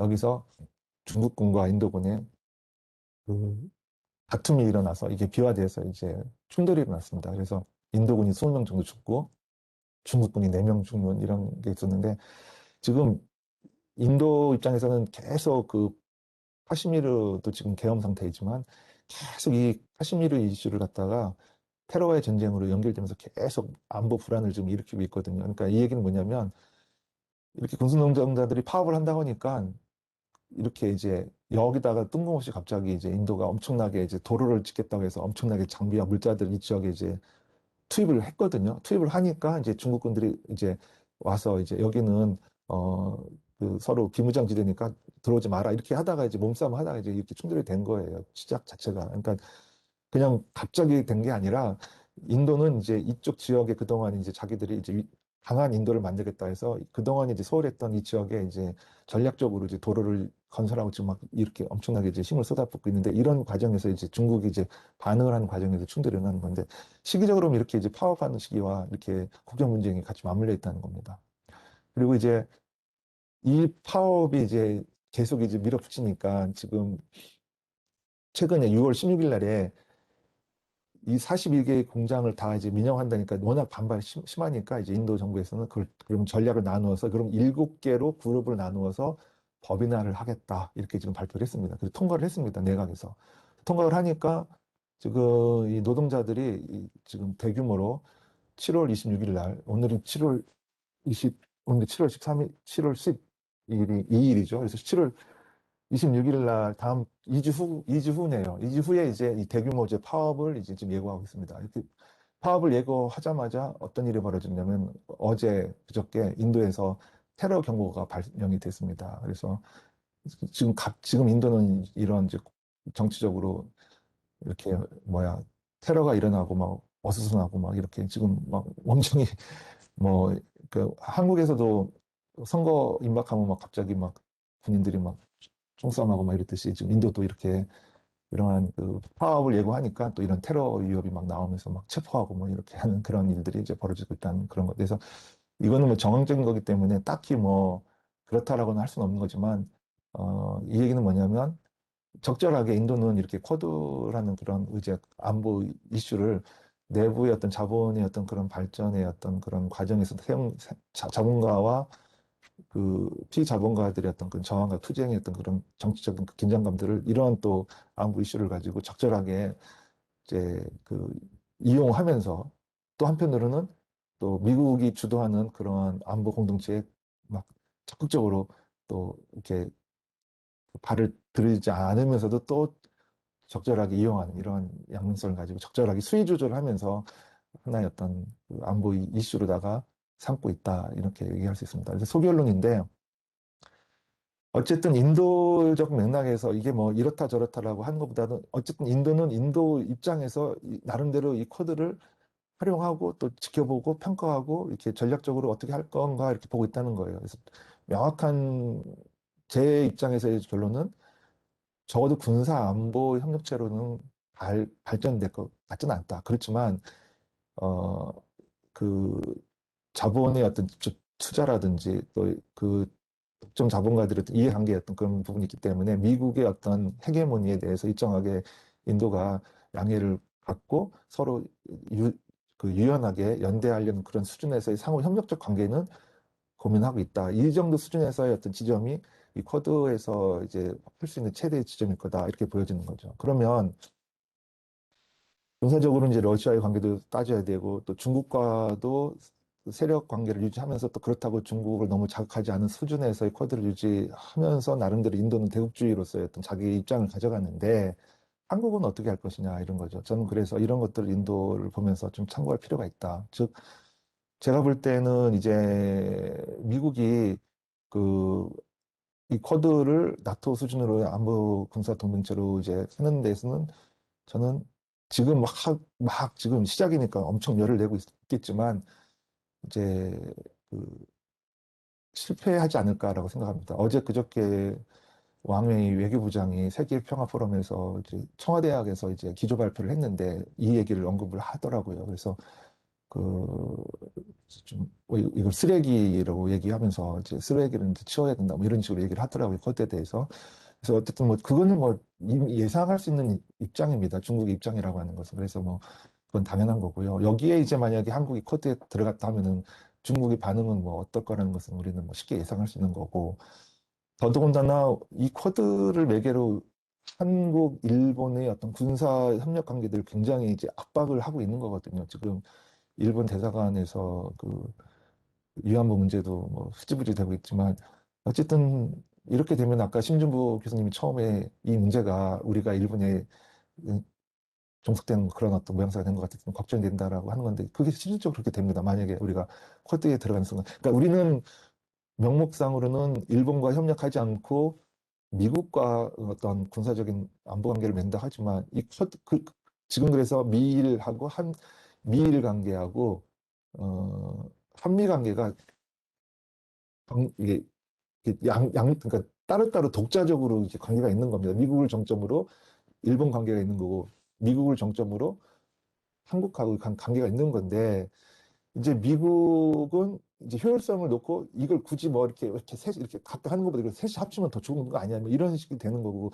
이 코드가 이제 그런 이제 명분이 되는 거죠. 근데 여기에 들어가는 순간 당연히 일본과 또 그러면은 이제 이렇게 또 관련이 되는 거고 이렇게 되는 거죠. 그래서 이거에 대해서는 저는 상당히 우리가 이 코드가 그런 면에서 상당히 복합적인 의미가 있기 때문에 그런 것들은 인도의 그 포지셔닝을 보듯이 인도도 코드를 배제하는 거, 그러니까 참여를 하면서도 일정하게 자기의 색깔을 가지고 필요한 부분을 채워 나가면서 그 선만 유지하고 있거든요. 다자적인 관점에서. 그래서 인도가 코드에서 다자주의적인 관점을 취하는 그런 그 지점을 우리가 좀 면밀히 관찰하고 분석해서 시사점으로 외교 전략으로 삼을 필요가 있지 않을까. 그리고 이제 두 번째 시사점은 이 코드가 미국이 원하는 대로 안보 군사 동맹체로 그 성공적으로 이제 발전이 되지 않는다고 하면은 저는 결론적으로 이 한미일 군사 안보의 그런 압박이 굉장히 강해질 것 같습니다. 그러니까 이제 쿼드의 형태가 아니라 일본과의 어떤 그런 군사적인 그런 동맹이라든지 상호 협력 관계가 북핵 문제를 빌미로 굉장히 이제 압박으로 다가오지 않을까. 이런 부분에 대해서는 이제 우리는 남북 관계까지 고려해서 어떻게 총체적으로 입체적으로 해야 될 건지 이건 좀 약간 결이 다른 문제이기 때문에 여기서는 뭐 그렇게 시사점만 거기까지 말씀드리겠습니다. 이상입니다. 네, 네, 이명진 교수님, 대단히 수고하셨습니다. 참, 그리고 인도가 코드에 참여하는 이유는 뭐 일단 중국이라고 하는 대국, 중국과의 국경 분쟁 문제도 있고, 또 인도양에서 인도 해상 패권을 유지하려고 하는 거, 또 신동방 정책, 뭐 이러한 것에서 어떻게 보면 미국과 인도가 각자 동상이몽하면서도 각자의 이익을 위해서 가는 것이고, 특히 뭐 사실 인도의 이제 관점이 그렇듯이 우리 대한민국도 그 쿼드에 가입을 해도 일본에 종속될 위험이 있고, 쿼드가 깨져서 한미일이 간의 협력이 강화돼도 또 역시 미국의 아시아 태평양 그 대변자로 할 수 있는 일본의 그 또 말하자면 더 하부 조직이 될 수 있는 아, 민족적인 그런 부분에 있어서 좀 여러 가지 참 어려운 정말 진퇴양난이라고 할 수 있겠군요. 참 국제 정치라고 하는 것이 아주 살벌하고 냉정한 곳인 것 같습니다. 그런데 아, 저는 이번에 그 정상회담에서 그 안보 얘기는 쓱 빠지고 어떤 얘기들이 있었냐면 네 개 국가들이 그 코로나 바이러스 관련해서 굉장히 그 기술 협력에 대해서 강조를 많이 합니다. 이게 굉장히 심각한 상황인 거고요. 두 번째는 지금 반도체 수급이 굉장히 지금 심각하거든요. 이 반도체 전쟁이라고 할 만큼 이 반도체 확보가 굉장히 좀 심각한데 인도가 이 제조업 기반, 인도는 이제 IT라든지 이런 어떤 정보 산업 중심으로 먼저 이제 가다 보니까 제조업 기반이 굉장히 약한데 그 지금 인도가 어쨌든 자본은 어떻게 뭐 축적이 된다 하더라도 이걸 다가 이제 생산 시설을 업그레이드 하려면 이제 반도체가 굉장히 필요합니다. 그래서 이 부분에 대해서 굉장히 이제 쿼드에서 좀 이야기를 하자. 그냥 기술 협력으로 좀 갔으면 좋겠다라는 게 이번에 이제 그런 이야기들이 나왔거든요. 안보 협력보다는. 그래서 저는 그런 이니셔티브를 좀 더 우리가 적극적으로 받아들여서 그냥 이렇게 예를 들어서 뭐 사국의 어떤 그런 구도로 가는 거니까 안 된다, 된다 이런 것보다도 뭐 사국이든 있고 그런 그 자체에 대해서는 우리는 그냥 넓은 마음으로 받아들이고 다만 이게 내용적으로 미국이 의도하는 중국을 견제하는 군사안보 그것에 대해서는 나름대로 우리가 입장을 가지고 그 외에 지금 인도가 요구하는 그런 그 코로나19 생산 관련된 그런 기지, 그 다음에 반도체 협력. 우리는 이제 반도체를 생산하고 있으니까 이런 것들을 가지고 협력적인 관계로 내용을 채워가면 뭐 저는 그게 오히려 중국으로부터도 그렇고 미국으로부터도 그러고 인도로부터도 이게 다 우리가 양해를 받을 수 있는 그런 지점이지 않을까. 그런 굉장히 그 전략적인 사고를 해야 되지 않을까. 저는 그렇게 생각을 합니다. 민족적인 관점보다는 오히려 경제적인 이익을 딱 생각해서 정말로 영리하게 우리가 포지셔닝을 해야 된다 이 말씀이군요. 저기 시간이 오늘 상당히 그 좀 강의가 길어지는 바람에 이렇게 아주 오늘 흥미롭고 재미있는 강의인데 이렇게 많은 질문을 받기는 좀 어려울 것 같습니다. 어쨌든 지금 청중들 중에서 오늘 주제에 대해서 질의 사항이 있으신 분들은 좀 질의해 주시고 또 말씀하실 때 모르는 분도 몇 분 계신 것 같아서 자기 소개 좀 해주시고 그렇게 질의해 주시면 좋겠습니다. 한 세 개 정도 질문 받도록 하겠습니다. 네.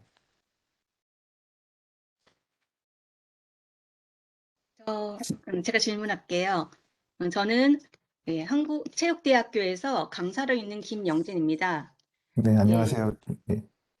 네, 반갑습니다. 예, 제가 할 질문은 쿼드가 사자 간의 관계라면, 그리고 중국에 맞서는 그런 협력체라면, 호주도 굉장히 중요한 의미를 갖고 있다고 생각하는데, 호주는 왜 호주, 중국은 좀 연결이 안 되거든요. 그러니까 인도나 일본은 그러니까 중국이랑 사이가 나쁜 줄 알겠어요. 근데 호주는 왜 끼었는지, 그다음 이 호주가 있다면 군사 협력 철저하기에는 문제가 있지 않을까라는 인도보다는 호주가 더 문제가 되지 않을까라는 생각이 들거든요. 그래서 호주에 대해서 좀 말씀 좀 해주세요.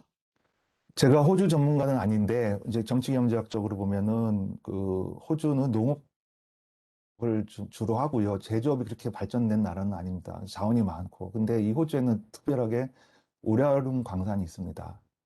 근데 이제 인도가 지금 핵을 좀 더 이제 전략 국가 수준으로 좀 발전하려면 핵 물질에 대한 접근이 좀 용이해야 되는데 이게 굉장히 지금 인도로서는 어렵거든요. 그래서 그 이, 1998년도인가요? 언제 이제 호주가 인도에다 우라늄을 이제 수출하고 그거에 대해서 이제 합의를 이제 했었죠.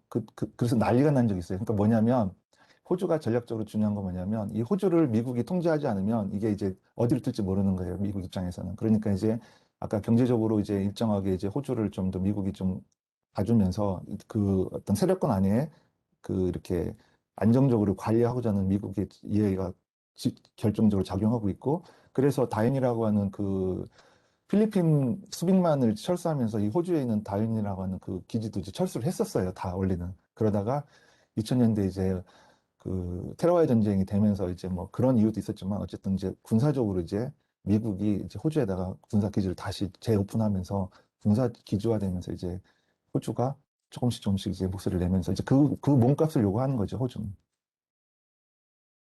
예. 잘 들었습니다. 네. 고맙습니다. 네. 네, 호주가 그 우려는 일단 철광석하고, 최근에 예. 저기 인도 연구소 이춘호라고 하는데요.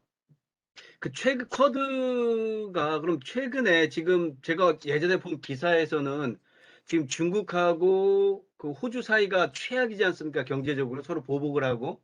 네, 그렇습니다. 예. 그래서 그런 맥락에서 뭐 인도는 당연히 이제 중국을 견제하고 그 어떤 쿼드가 언제부터 논의가 됐는지 제가 정확히 모르겠지만 어쨌든 중국과의 관계로 인해서 그 호주가 쿼드에 들어가려고 하는 건 없었을까요?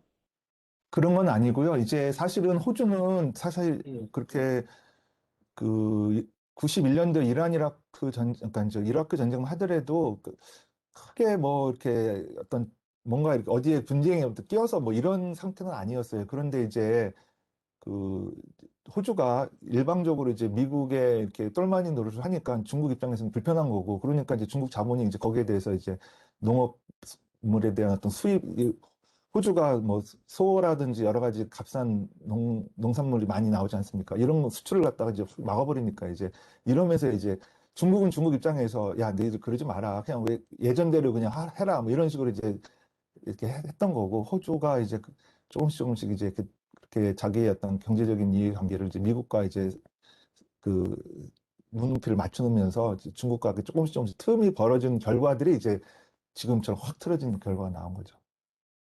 네. 그러니까 중국은 중국대로 이제 그러한 호주에 대해서 이제 그 뭐 마찬가지로 우리도 지난번에 성주에 사드 배치하니까 중국이 그냥 한국 물건 싹 그냥 다 막아버리고 막 그렇게 경제적으로 막아 그게 뭐라고 해야 될까? 패권적 힘을 보여주지 않습니까? 중국 힘을. 호주도 이제 그런 맥락에서 이제 적극적으로 이제 다 대응을 하니까 호주는 이제 열을 받는 거죠. 중국에 대해서. 그런 식으로 이제 중국이 하는 거에 대해서. 그건 그거고 이건 이건데 왜 우리의 그 농산물 수출을 막느냐 막 이러면서 이제 호주가 이제 불만이 많은 거죠. 근데 중국 입장에서는 그렇다고 호주를 뭐 전쟁할 수 없는 거니까 이제 그런 식으로 길들이려고 하는 거고요.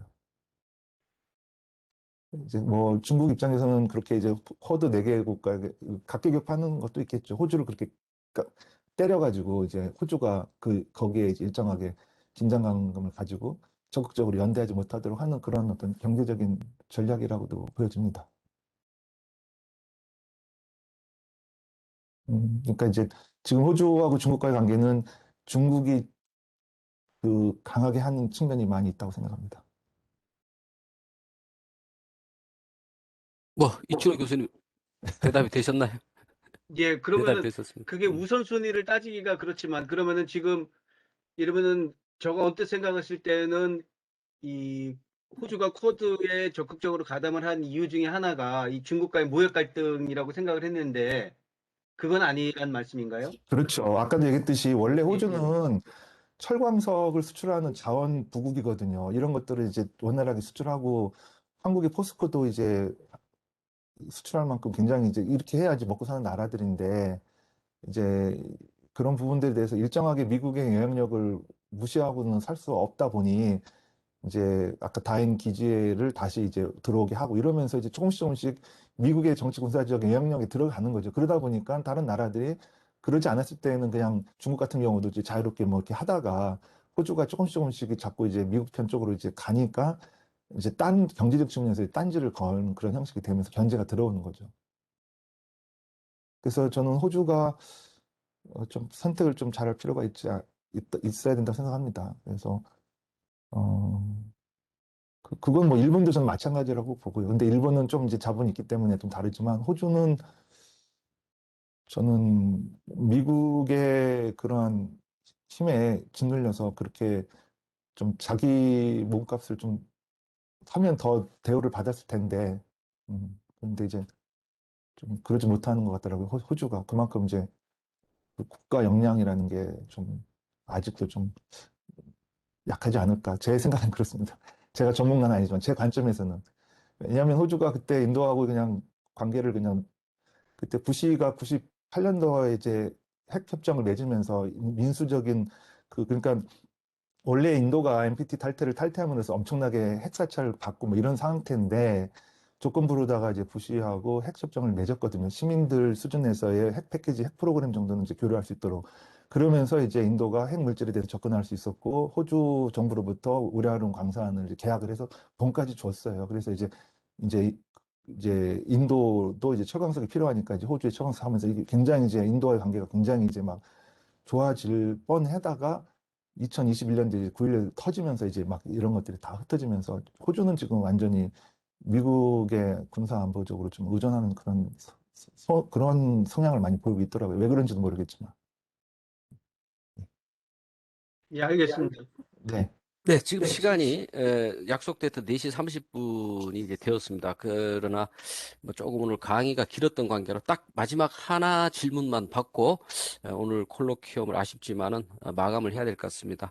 최후로 한 분 정도만 더 기회를 드리겠습니다. 청중 중에 질의사항이 있으신 분은 자기 소개해 주시고 질의해 주십시오.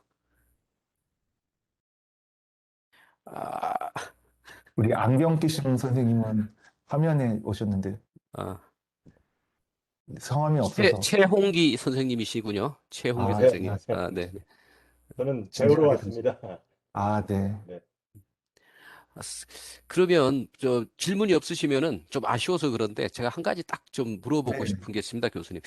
그 아까 말씀하셨던 인도 농민층의 붕괴와 그다음에 지금 그 민영화의 활발한 그 진행이라고 하는 것이 이게 인도 자본주의의 발전을 위한 역사적 필연인가요? 아니면 인도 우익 정부에 의한 어떤 현상이라고 볼 수 있을까요? 이거는 이제 자본주의의 필연적인 과정이죠. 다만 독립운동 시기에는 인도 부르주아들이 민족 부르주아들이 이제 농민들하고 하층 카스트를 같이 연대하면서 일정하게 이제 계급적으로 타협하면서 양보하면서 민영화도 하고 아니 저기 일정한 뭐 사회주의 체제는 아니지만 어쨌든 그런 국가 중심의 어떤 발전 전략을 했는데 이제는 자본이 효율로 놓고 볼 때 이제 그 수준 갖고는 더 이상 이윤율을 보장이 안 되니까 더 고도화되는 거고 그러다 보니까 이제 그런 자본의 어떤 이해를 더 이제 강하게 하다 보니까 그러한 그 중간 농민들과 노동자들이 연대들이 이제 자연스럽게 이제 민족 부르주아들이 독립운동 시기에 했던 정치적인 유대감들이 깨져나가면서 자본의 이해를 더 관철하려고 하는 거고 이거는 그 사람들 입장에서는 자본이 생존하기 위해서는 그렇게 될 수밖에 없는 왜냐하면은 인도 자본주의만 있는 것이 아니라 세계의 나라 자본주의와 경쟁해야 되기 때문에 그래 더더욱 이제 독점적 이윤을 더 추구해야 되는 상황인 거고 그래서 그 이런 민영화되는 자본들은 인도 민족 자본들인가요? 아니면은 뭐 전 세계적인 그러니까 자본이? 원시적 자본은 이제 그렇게 축적이 되었는데 이제 지금은 이제 성격이 이제 좀 많이 좀 달라지고 있다고 생각합니다. 그러니까 이제 예, 그럼 향후에 인도 농민층들의 삶은 피폐해지는 방향으로 간다고 볼 수 있겠습니까? 그렇죠. 아니면은 그래야 이게 누가 망하는 사람이 있어야 이게 발전이 되거든요.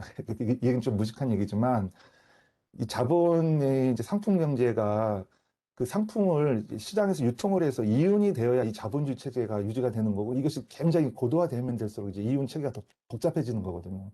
근데 그 이윤이라고 하는 것은 인간이 노동에서 나오는 거고 이 노동력이 담보가 돼야 되는 건데 그 노동력들이 그냥 나오는 것이 아니라 이 농민층이 분해가 되어서 이러한 값싼 노동자들이 이제 산업 예비군으로 이제 도시 빈민으로 막 쏟아지면서 이제 값싼 노동력으로 제공이 돼야 되고 그런 노동력을 가지고 이제 자본가들이 자기 사적으로 소유한 생산 시설과 임금 노동을 가지고 이제 상품을 만들어서 그걸 이제 팔았을 때 이윤이 생기는 거고 이제 이런 거기 때문에 이 노동력이 굉장히 중요한 거고 그런 것들이 이제 농민이 될 수밖에 없는 거죠. 참 사랑하는 인도인들 분들의 삶이 앞으로 더 피폐해질 확률이 많다는 소리를 들으니 참 안타까운 마음이 있군요. 그러니까 자, 이게 예, 좀 그렇습니다. 이게 네. 투자적인 입장에서 객관적인 얘기할 때는 이렇게 냉정하게 얘기하지만 또 어쨌든 네. 예. 네, 근데 그걸 알겠습니다. 가지고 이제 어떻게 대응하고 싸우고 조직하고 활동하는 거는 그 인도 인민들의 몫인 거고 그게 이제 또 정치적인 또 내용이라고 생각합니다. 그거는 또 이제 인도의 특성인 거고 그 내용에 따라서 인도의 민주주의적인 그런 과정이 있기 때문에 그 내용으로 또 채워가기 때문에 그건 또 다른 또 내용이 있을 것 같습니다. 그렇겠죠. 또 인도에 또 새로운 역사가 만들어지겠죠. 그렇죠. 예. 1시간 반 동안 우리 이병진 교수님을 통해서 인도와 쿼드 그리고 최근에 인도의 그 민영화라든지 그런 자본의 움직임 이런 거에 대한 여러 가지 흥미로운 이야기를 들었습니다. 1시간 반이 참 짧은 것 같은데 언제 또 기회가 된다면 이와 같은 주제로 또 다른 저명한 선생님 뭐 예를 들어 뭐 외교원의 조원득 선생님 같은 분 보니까 그 신동방 정책에 대해서도 뭐 논문을 쓰시고 정책 보고서도 내시고 했는데 모시거나 또 이병진 선생님도 기회가 되면은 모셔서 인도의 자본주의 발전이라든지 이런 부분에 대해서도 한번 다시 더 답변을 듣는 기회를 한번 가지고 싶습니다. 긴 시간 동안 우리 이병진 박사님 수고 많이 하셨습니다. 그리고 들어와서 청강해 주신 우리 연구원분들 그리고 독립연구자 선생님들에게도 깊이 감사드리겠습니다. 그러면 다음 달 다시 콜로퀴움을 통해서 만나 뵙도록 하겠습니다. 수고하셨습니다. 감사합니다. 수고하셨습니다. 예. 수고하셨습니다. 네, 이병진 교수님 나중에 또 한번 인사드리겠습니다. 네, 감사합니다. 수고하셨습니다. 네. 수고하셨습니다. 네, 고맙습니다.